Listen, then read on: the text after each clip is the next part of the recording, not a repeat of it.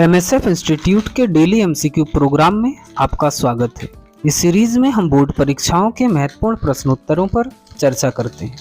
यह सीरीज कक्षा 9वीं, कक्षा 10वीं, कक्षा 11वीं एवं कक्षा 12वीं के विद्यार्थियों के लिए महत्वपूर्ण है। तो आइए शुरुआत करते हैं आज का सेशन और लेते हैं पहला प्रश्न।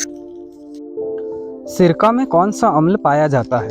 ऑप्शन ए लैक्टिक अम्ल, ऑप्शन बी टार्ट्रिक अम्ल, ऑप्शन सी एसिटिक अम्ल या ऑप्शन डी ऑक्जेलिक अम्ल। आपको इसका सही जवाब कमेंट बॉक्स में देना है।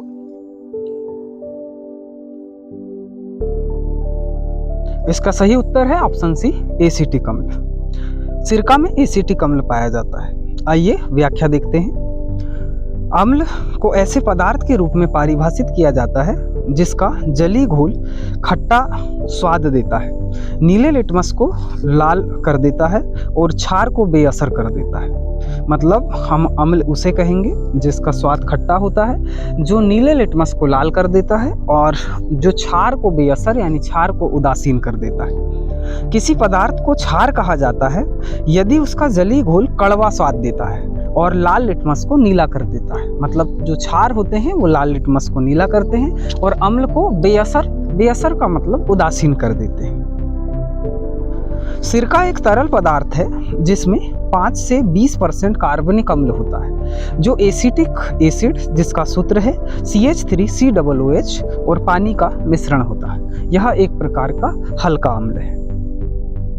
सिरके का पीएच मान प्रायः 2.4 से 3.4 होता है। भोजन में प्रयुक्त सिरके में प्रायः 4% से 8% तक एसिटिक अम्ल होता है।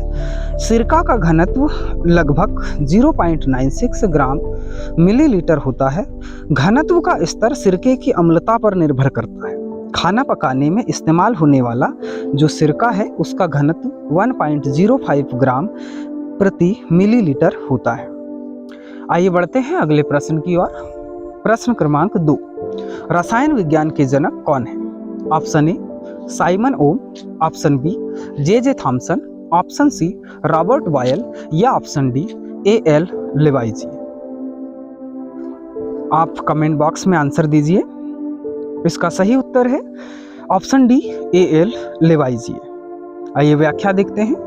रसायन शास्त्र विज्ञान की वह शाखा है जिसके अंतर्गत पदार्थों के संगठन, संरचना, गुणों और रासायनिक प्रतिक्रिया के दौरान इसमें हुए परिवर्तनों का अध्ययन किया जाता है। इसका शाब्दिक विन्यास रस प्लस आयन है, जिसका शाब्दिक अर्थ है रसों का अध्ययन। रसायन कितने प्रकार के होते हैं, यानी रसायन विज्ञान के कितने भाग हैं? हम कहेंगे भौतिक रसायन विज्ञान, कार्बनिक रसायन विज्ञान, अकार्बनिक रसायन विज्ञान, विश्लेषणात्मक रसायन विज्ञान और जैव रसायन विज्ञान। रसायन विज्ञान की 5 प्राथमिक शाखाएं हैं, 5 प्रमुख शाखाएं हैं। भौतिक रसायन विज्ञान पदार्थ तथा ऊर्जा का अध्ययन भौतिक रसायन विज्ञान कहलाता है। एंटोनी लेवाइजिए को रसायन विज्ञान के पिता के साथ साथ आधुनिक रसायन विज्ञान के पिता के रूप में भी जाना जाता है। एंटोनी लेवाइजिए के लिए इन शब्दों का परस्पर उपयोग किया जाता है, यानी रसायन विज्ञान के जनक हम एंटोनी लॉरेंट लेवाइजिए को कहते हैं। आइए बढ़ते हैं अगले प्रश्न की ओर। प्रश्न क्रमांक 3, बाल तथा नाखून में कौन सा प्रोटीन पाया जाता है? Option A keratin, option B albumin, option C xylene या ऑप्शन डी हीमोग्लोबिन। इसका सही उत्तर है ऑप्शन ए केरेटिन। आइए व्याख्या देखते हैं। प्रोटीन या प्रोभूजिन एक जटिल भूयाती युक्त कार्बनिक पदार्थ है जिसका गठन कार्बन, हाइड्रोजन, ऑक्सीजन एवं नाइट्रोजन तत्वों के अणुओं से मिलकर होता है।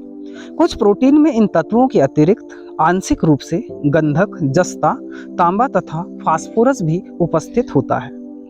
प्रोटीन के कार्य क्या हैं? प्रोटीन के कार्य हैं संरचना प्रदान करना, शरीर की प्रतिक्रियाओं को विनियमित करना, पदार्थों का परिवहन करना, तरल पदार्थों को संतुलित करना, प्रतिरक्षा में मदद करना और ऊर्जा प्रदान करना। ये प्रोटीन के कार्य हैं। केरोटिन एक प्रकार का प्रोटीन है जो आपके बालों, त्वचा और नाखूनों का निर्माण करता है। केरोटिन आपके आंतरिक अंगों और ग्रंथियों में भी पाया जाता है। यह एक रेशेदार प्रोटीन है जो न केवल बाल और नाखून बनाता है बल्कि अन्य जानवरों में सींग, क्लच, क्लास, खुर और बाहरी परत भी बनाता है। तो इसका आंसर सही होगा केराटिन प्रोटीन। आइए बढ़ते हैं अगले प्रश्न की ओर। प्रोटीन का पाचन कौन करता है? Option A amylase, option B trypsin, option C pepsin या ऑप्शन डी हार्मोन। इसका सही उत्तर है ऑप्शन सी पेप्सिन। आइए व्याख्या देखते हैं। प्रोटीन का एंजाइमेटिक पाचन पेट में पेप्सिन एंजाइम की क्रिया से शुरू होता है। प्रोटीन बड़े गोलाकार अणु होते हैं और उनके रासायनिक विघटन के लिए समय और मिश्रण की आवश्यकता होती है। पेट में प्रोटीन का पाचन कार्बोहाइड्रेट के पाचन से ज़्यादा समय लेता है, लेकिन वसा के पाचन से कम समय लेता है। एमाइलेज एंजाइम का कार्य क्या है? एमाइलेज एक एंजाइम है जो कुछ स्तनधारियों और मनुष्यों की लार में स्वाभाविक रूप से पाया जाता है, जो पाचन की प्रक्रिया में सहायता करता है।